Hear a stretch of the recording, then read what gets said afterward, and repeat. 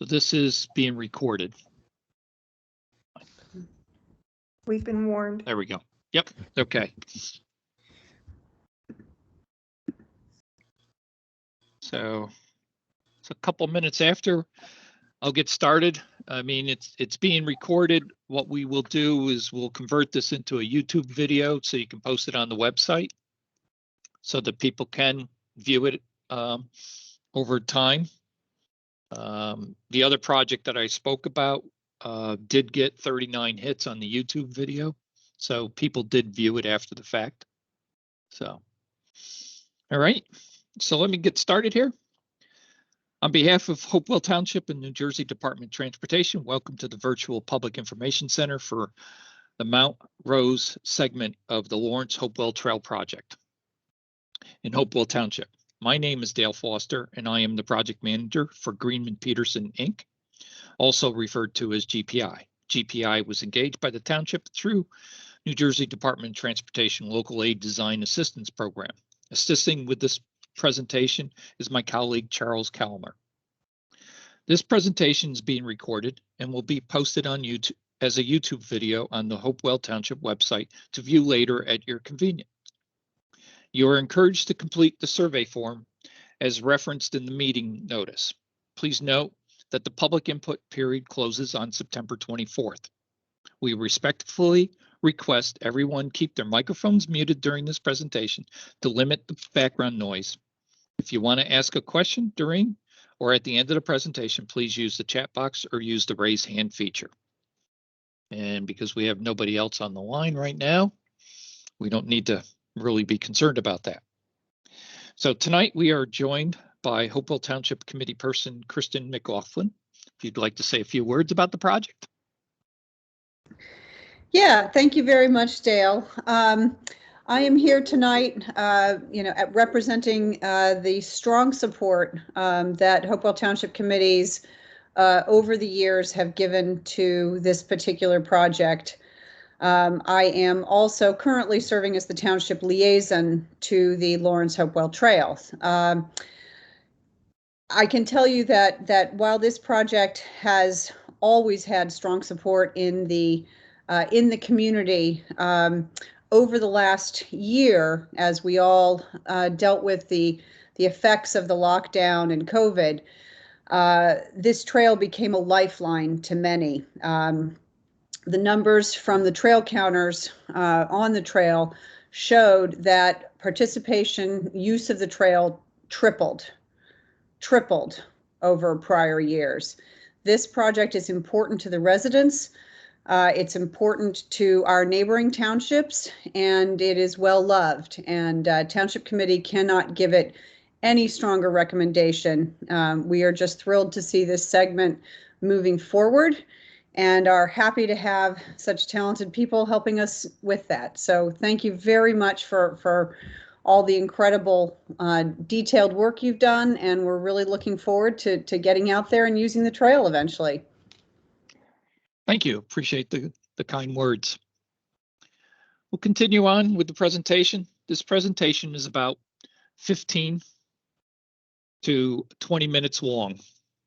During the presentation, we will explain how the project is being financed and managed, describe existing conditions, proposed improvements, and summarize costs and impacts. This project is benefiting from using federal funds designated for non-traditional surface transportation projects. The Transportation Alternatives Set-Aside Program, or TAP, is designed to support non-traditional transportation projects that will strengthen the community. The program seeks to improve safety and mobility for everyone, including the very young, the elderly, and impaired. Elements of a typical TAP project include trails, sidewalks, bicycle facilities, landscaping, streetscaping, and other pedestrian-friendly improvements. The proposed trail will provide a valuable link in the Lawrence Hopewell Trail network and bring it closer to completing the entire planned circuit. This segment of the trail will continue to encourage and increase active transportation. This will improve public health and quality of life. It promotes the historical and environmental resources of the area. The TAP program is funded by the U.S. government through the Federal Highway Administration, commonly referred to as the FHWA. The TAP program is a cooperative venture that includes participation by FHWA, New Jersey Department of Transportation, Delaware Valley Regional Planning Commission, and Mercer County. The program is administered by New Jersey Department of Transportation, Division of Local Aid and Economic Development. The program includes funding for engineering design, construction, and construction inspection. Hopewell Township was successful in securing funding through this highly competitive program for the construction of the Mount Rose segment of the Lawrence-Hopewell Trail.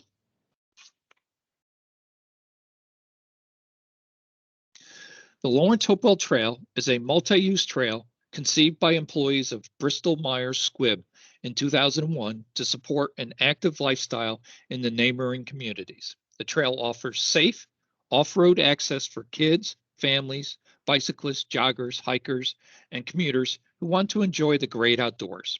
The trail links a Main Street business district, corporate campuses, parks, preserved open space, schools, and communities as it travels through Lawrence and Hopewell Townships in Mercer County.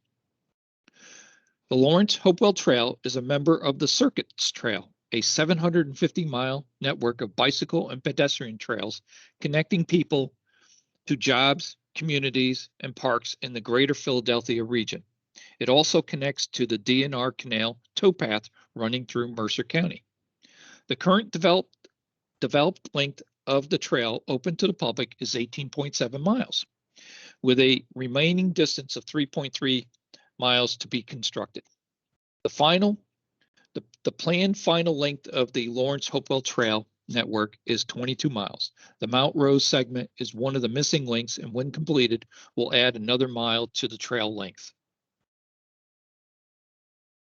The Mount Rose segment of the Lawrence-Hopewell Trail extends from the trail's current terminus at Carter Road, County Road numbers 569 to Cleveland Road, approximately 5,000 feet in length, all within the township of Hopewell.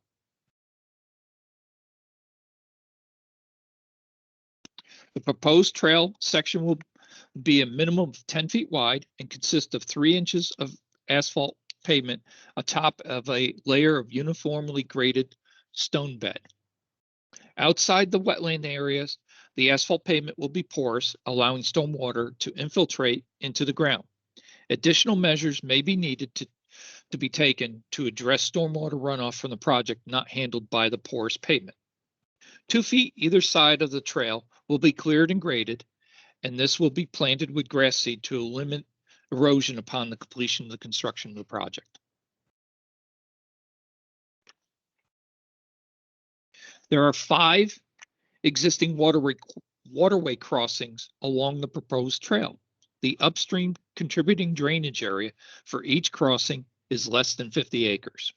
The existing pipe culverts, consisting of either reinforced concrete or ductile iron, appear to be in good condition and will remain in place.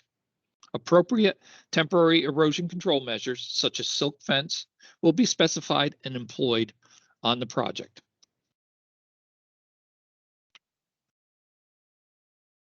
The goal of the project is to construct a trail for users to safely travel and to maintain the natural beauty while minimizing impacts to the environment.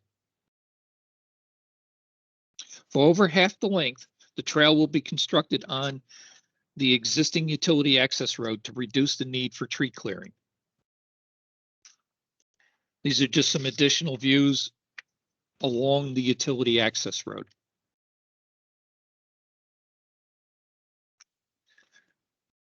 This is an overall plan of the project, extending from Carter Road down in the lower left-hand side of the screen here, up to Cleveland Road in the upper right-hand corner of the screen. The proposed trail runs from Carter Road eastward to Cleveland Road. This plan depicts the wetlands and the wetlands transition areas as white dots with the boundaries denoted in red. Over half the proposed trail is within wetlands and wetland transition areas. The water courses are shown as blue lines. The trail will be constructed at grade as much as possible to avoid cutting off the hydrology to the wetlands.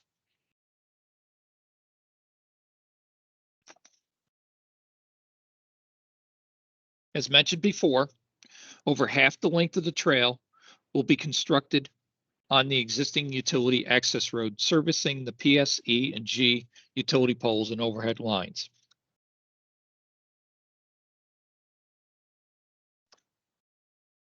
The layout of the trail avoids any overhead or underground utilities and also does not require any utility pole relocation.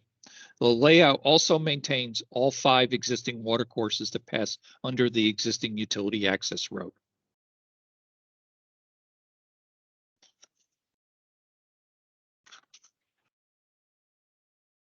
At the Carter Road terminus, which goes from here along up to approximately here, will be cut through an existing forested area where the utility access road doesn't exist.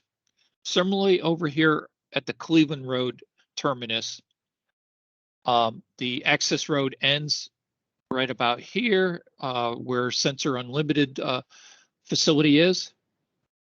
Going to Cleveland Road, this is a meadow that currently exists through here, so the trail would go through there.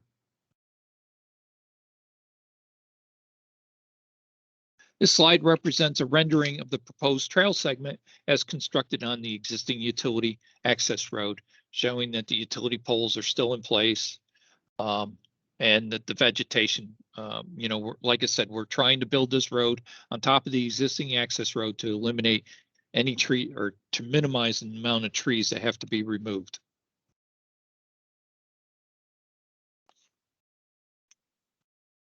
With the project occurring within the Delaware Raritan Canal Commission Zone B and being in freshwater wetlands or freshwater wetland transition area, the EP permits and Delaware and Raritan Canal Commission permit will be required for the construction and the improvements. In addition, soil erosion sediment control certification is required for the temporary construction impact. New Jersey Department of Environmental Protection General Permit 17 authorizes activities in freshwater wetlands and transition areas and state open waters necessary for the construction of a trail for use by pedestrian, bicyclists, and other non-motorized methods of transport.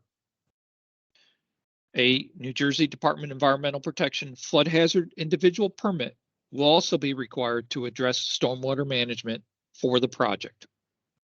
The soil erosion sediment control certification will be required from Mercer County Soil Conservation District due to the disturbance of more than 5,000 square feet of land.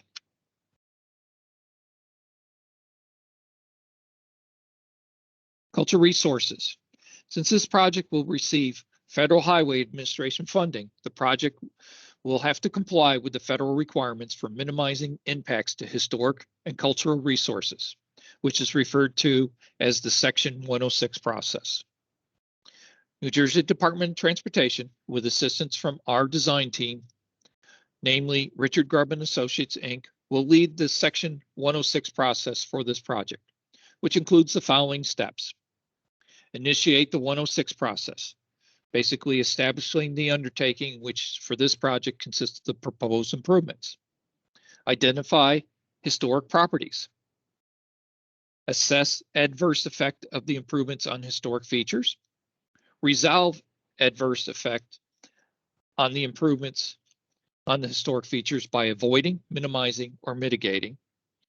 Public input is requested as part of the consultation with the New Jersey State Office of Historic Preservation.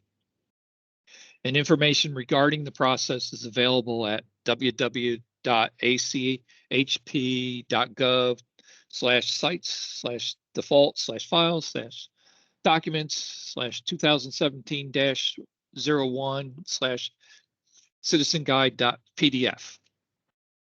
It's a pretty comprehensive guide as to what they're looking for comments.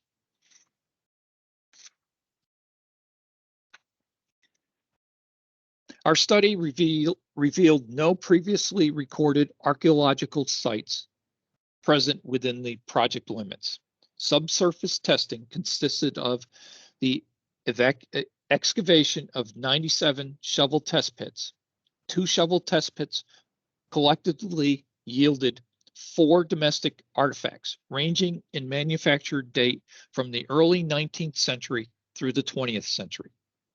The artifacts found are isolated historic refuge, likely associated with 19th century households that formerly stood nearby and were recovered in an extremely low density.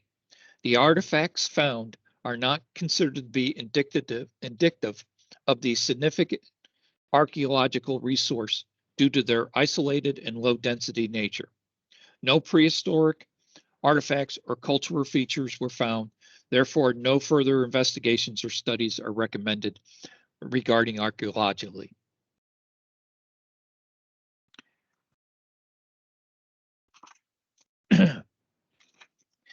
Intensive level historic architectural survey concluded no documented historic properties that are listed in the New Jersey Register or the National Register of Historic Places or determined eligible for listing are within the project area of effect.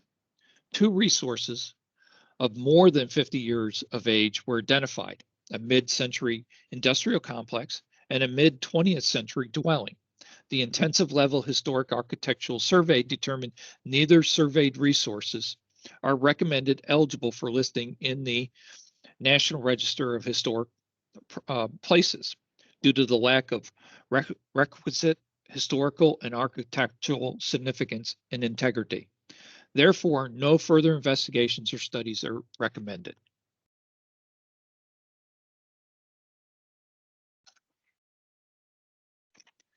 During construction, the contractor will need access for equipment and materials for the trail from either Carter Road or Cleveland Road, resulting in brief interruptions at times to traffic.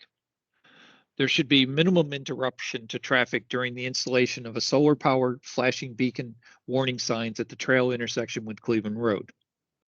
It is anticipated that there will be environmental timing restrictions associated with performing the construction, such as no tree removals from April 1st to August 31st due to bird migration or migratory birds, also some bats and other threatened and endangered species. The construction documents will provide measures to reduce community impacts and keep interruptions to a minimum.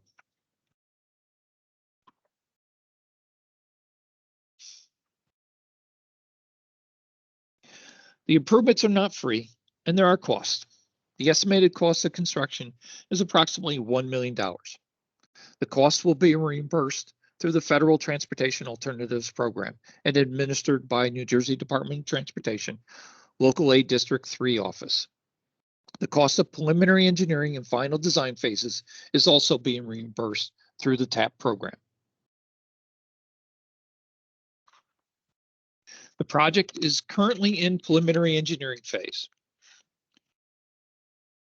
Remaining activities in the preliminary engineering phase include completing the public involvement process, preparing the preliminary engineering report, and preparing the environmental document, which will be a categorical exclusion document or CED. New Jersey Department of Transportation is tasked with completing and approving the environmental documents. We anticipate completing preliminary engineering by the end of the year and start final design in early 2022.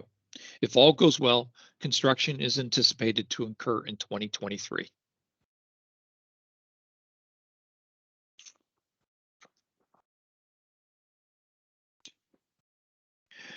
You are encouraged to provide input and suggestions about the proposed improvements to the project team using the survey form, where the link to the form is on the Hopewell Township website. Be sure to submit the form during the comment period, which closes on September 24th, 2021. Comments and questions can also be sent to myself, Dale Foster, at dfoster@gpinet.com. Hopewell Township and DOT appreciates your interest in this project, your participation in this public information center. We hope to hear from you soon. Thank you. This is time. If anybody has any questions or any comments, we'll gladly take them. I have one if I can. Sure. Thank you for that. Can you tell me if there's been any progress or what progress there has been with PSE&G on co-location on the utility corridor? There is not a defined easement there. They have what is called a open easement that allows them to be there, but they can't restrict where this goes based upon the easement that they do have on that site. And it goes back to the AT&T days. Okay, so PSE&G doesn't have an exclusive easement, so you don't need their permission. Correct. Got it. We did quite an extensive coordination with them. That's encouraging. Thank you. Yes. That was one thing that we did want to get resolved, knowing that they had their power lines, but they do not have an exclusive easement to the property. Okay. That's been an open question for me for quite a while, so thank you. Yep. So, any other questions of interest? I see Doug, but but his microphone's not on, so I don't know if he has questions or if he's just listening in. He's from the LHT. Oh, okay, very good. Thanks I'm for here. joining us. I'm just listening. I don't have any specific questions. I appreciate the time. Appreciate you joining us tonight. Yeah, my pleasure. Thank you. How many times have we discussed that utility easement, Doug? 17, 18, I don't know. That was a good question. Thank you for asking and answering that. That clears, like Leslie said, it's been over here on the plate for a long time. Well, it could be fatal to the project, which is why we've been worried about it for so long. Yeah, and we'll be glad to share the correspondence that we had, the record of correspondence going back and forth on that. So I'm good. I just wanted to know that there was an answer, and I'm pleased to know it. Yep. I'm also pleased that we're going to be able to share this recording for the folks who may be interested who couldn't be here this evening. Yep. Yeah, it's a good summer. I mean, yeah, we internal to the LHT, we obviously know the project, but I think having this presentation as a kind of summary will be helpful to have in the back pocket, so to speak. And I do want to point out that there will be another public information center during the final design phase, showing the final documents that we've prepared for construction.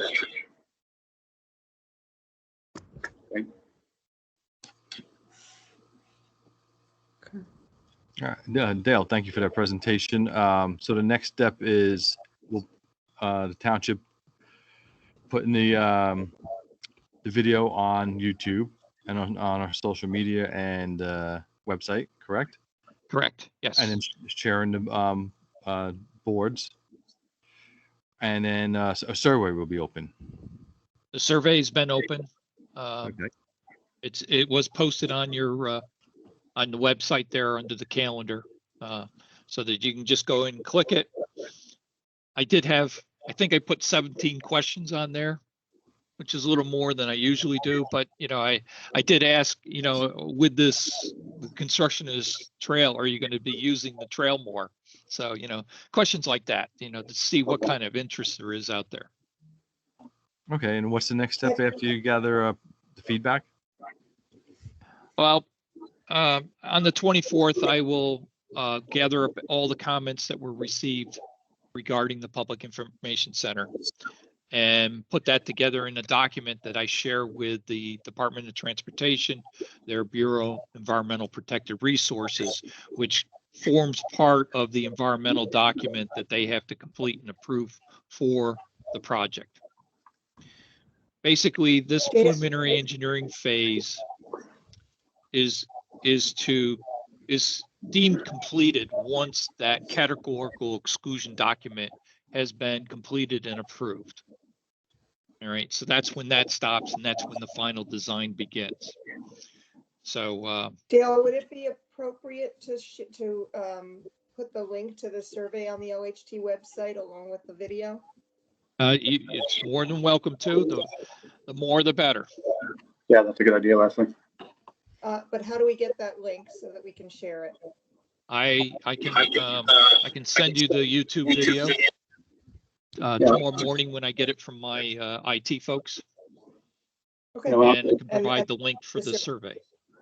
Yeah, share it with Leslie, or Leslie send it to me, and then whether we put it on our website or just link and make point it out through our social media channels, one way or the other, we'll get a light shined. Okay. Thank you. Mhm.